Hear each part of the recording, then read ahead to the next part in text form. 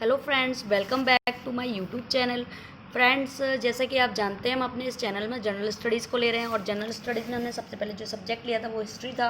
और हमने उसके बाद डेट्स के बारे में जाना था, बीसी और एडी के बारे में जाना था। फिर हमने फ्रेंड्स इतिहास के बारे में, इतिहास के स्रोत के बारे में जाना था, धर्म ग्रंथ के बारे में जाना था, वैदिक ग्रंथ के बारे में जाना था। फिर उसके बाद पिछली वीडियो में हमने पूरा पाषाण काल, मतलब प्रारंभिक जीवन लोगों का कैसे हुआ करता था, आदि मानव का, उसके बारे में विशेष रूप से जाना था। लेकिन आज जो हम टॉपिक लेने जा रहे हैं फ्रेंड्स, बहुत ही इम्पॉर्टेंट टॉपिक है। इसको प्लीज़ बहुत ध्यान से लास्ट तक वीडियो देखिएगा। तो इस जो हम लेने जा रहे हैं फ्रेंड्स, वो सिंधु सभ्यता है। बहुत इम्पॉर्टेंट और बहुत इंटरेस्टिंग सभ्यता है ये। और फ्रेंड्स, आपको बता दें, टॉपिक शुरू करने से पहले मैं आपको एक बात बता दूं कि जो ये सभ्यता होती है फ्रेंड्स और संस्कृति में क्या अंतर है। तो फ्रेंड्स, जो सभ्यता होती है वो मानव विकास का सूचक होती है और जो संस्कृति होती है फ्रेंड्स, वो मानव विकास का अंग होती है। ये डिफरेंट आप जान लीजिए। तो फ्रेंड्स, मैं आपको ये बता दूं, जो सिंधु सभ्यता है वो भारत की सबसे प्राचीन सभ्यता है। और जबकि भारत की ही नहीं, दुनिया की प्राचीन 4 सभ्यताओं में से एक है। तो फ्रेंड्स, हम ये जान लेते हैं कि जो दुनिया की 4 सभ्यताएं वो कौन कौन सी हैं।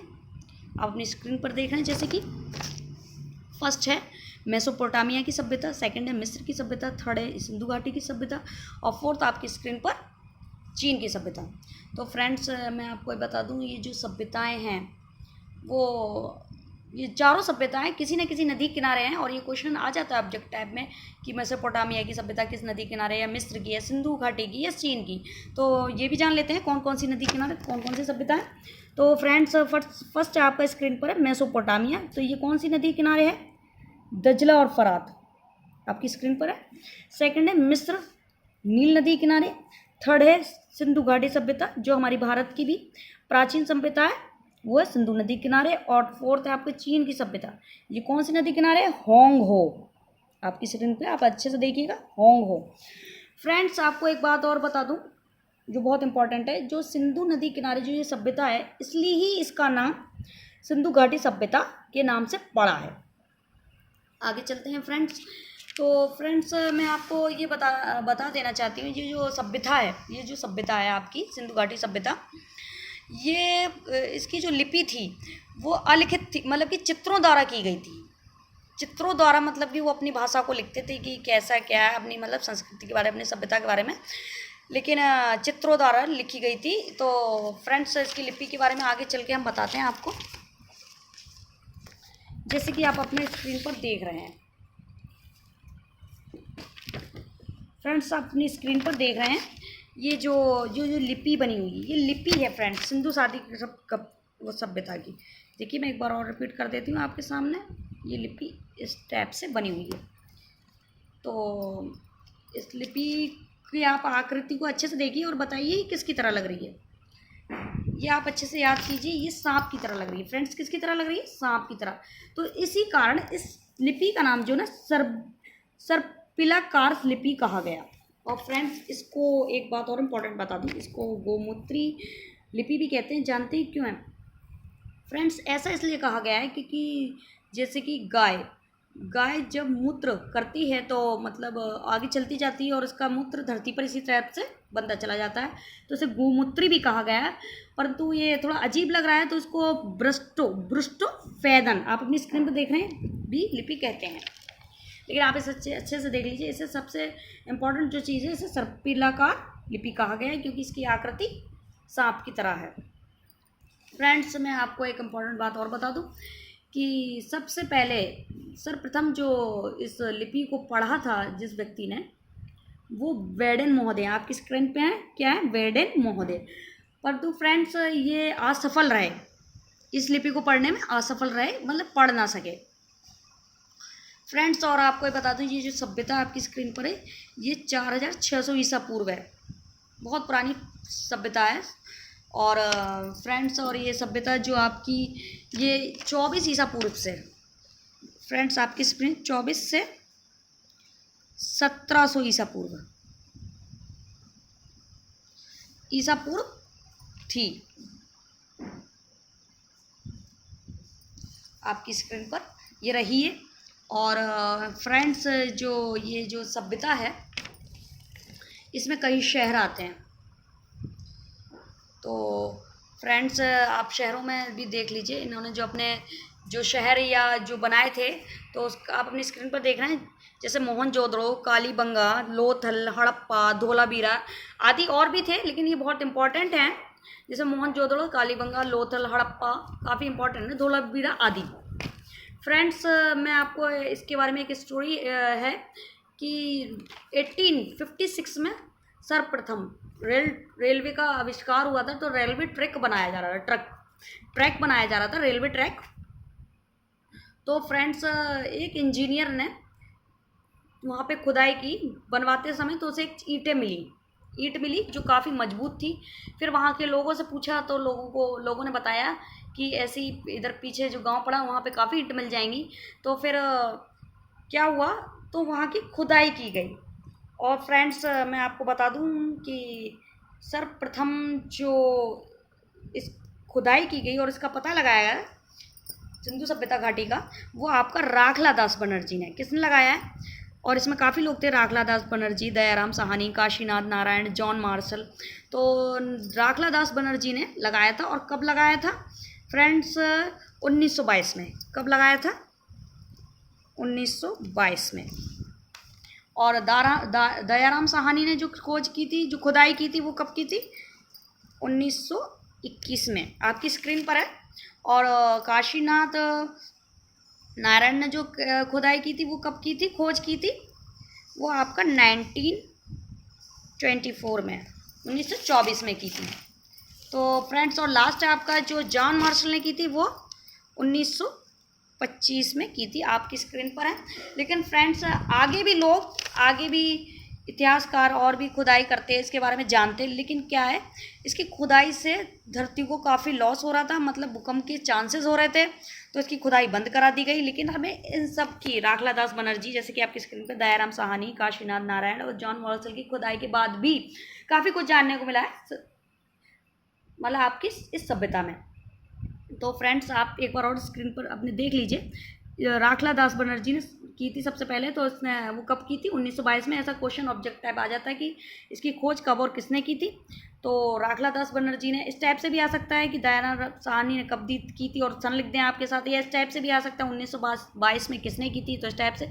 तो ये आप अच्छे से देख लीजिए, राखला दास बनर्जी ने 1922 में की थी, दयाराम साहनी ने 1921 में की थी, और आपके काशीनाथ नारायण ने 1924 में, और जॉन मार्शल ने 1925 में की थी।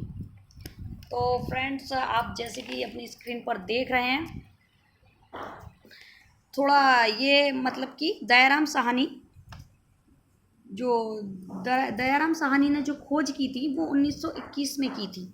तो फर्स्ट नंबर पर थोड़ा गलत हो गया है, फर्स्ट 21 में पहले दयाराम साहनी आने चाहिए, उसके बाद राखला दास बनर्जी। लेकिन डेट्स आपकी बिल्कुल सही है, राखला दास बनर्जी ने 1922 में की थी और दयाराम साहनी ने 1921 में की थी, और काशीनाथ नारायण ने 1924 में की थी, और जॉन मार्शल ने 1925 में की थी।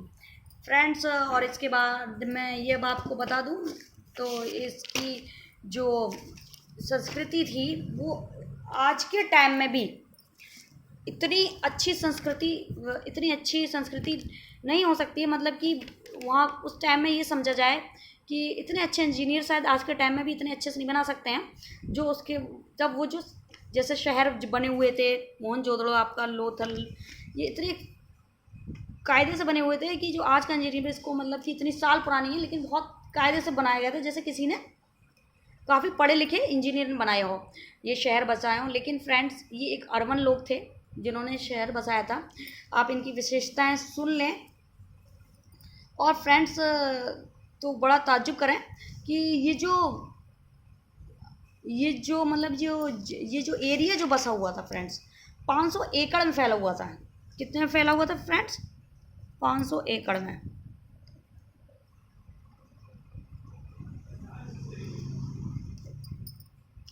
और फ्रेंड्स इसका जो, और यहाँ पे 50 लाख से भी ज़्यादा इस शहर में लोग रहा करते थे। और इससे ये पता चलता है वहाँ पर गणित के भी जानकार थे उस वक्त।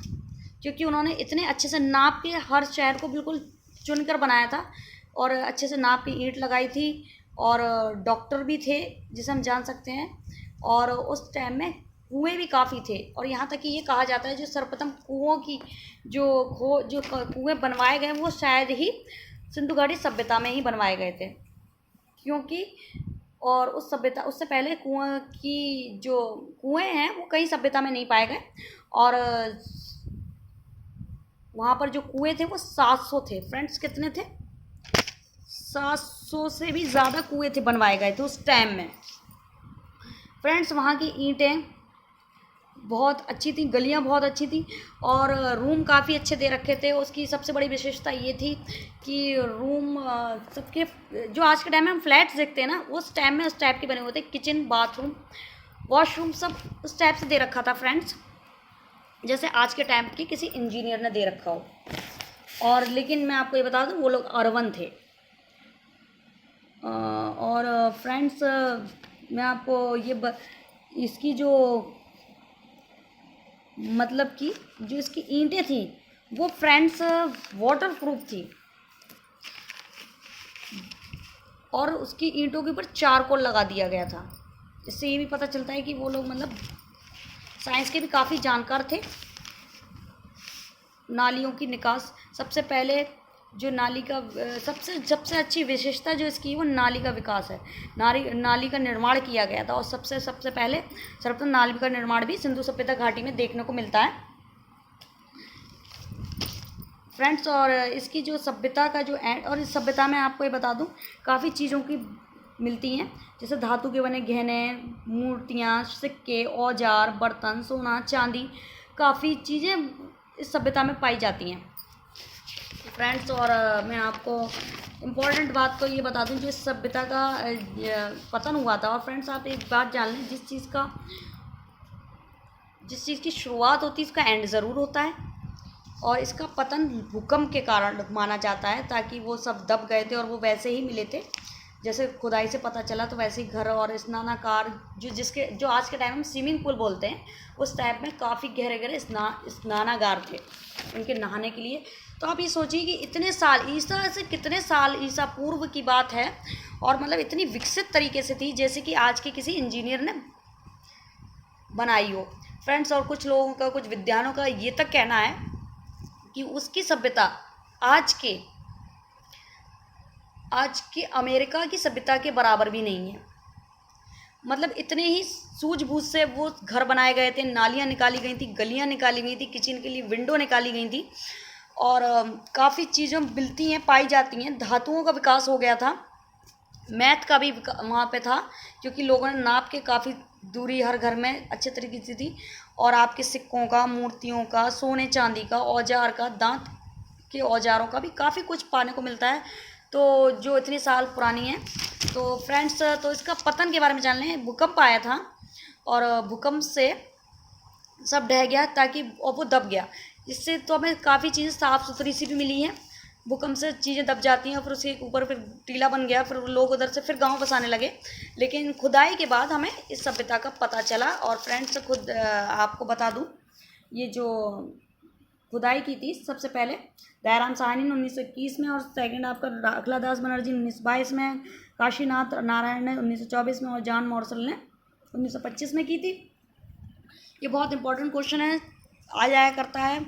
और फ्रेंड्स इसके जो आपकी स्क्रीन पर है, जो शहर बसे थे वो मोहनजोदड़ो के नाम से सब काफ़ी फेमस है। हड़प्पा, कालीबंगा, लोथल, धोलावीरा आपका। और ये 6000 ईसा पूर्व की बात है, 4600 ईसा पूर्व की बात है। और ये कब तक रही है सभ्यता? 24 ईसा पूर्व से 1700 ईसा पूर्व तक की ये घटना, मतलब सब संस्कृति है, सभ्यता है आपकी। और इस सभ्यता को जो नाम दिया गया है, वो जो सभ्यता की जो लिपि थी उसका नाम आपकी स्क्रीन पर है, मतलब इसे सर्पिलाकार कहा गया है। और ये भारत की ना दुनिया की 4 सभ्यताओं में से एक है, जो आपको स्क्रीन पर दिख रही, थर्ड है। तो फ्रेंड्स इसका जो पतन हुआ था वो भूकंप माना जाता है। एंड में हम आपका इसका पतन लेते हैं, भूकंप माना जाता है। और इसमें के शहरों में काफ़ी विशेषताएं थी फ्रेंड्स आज के लिए बस इतना ही। फ्रेंड्स आपको अगर ये वीडियो अच्छी लगी हो तो प्लीज़ इसे लाइक ज़रूर कीजिएगा, सब्सक्राइब भी कीजिएगा, और इस वीडियो को देखने के लिए थैंक यू।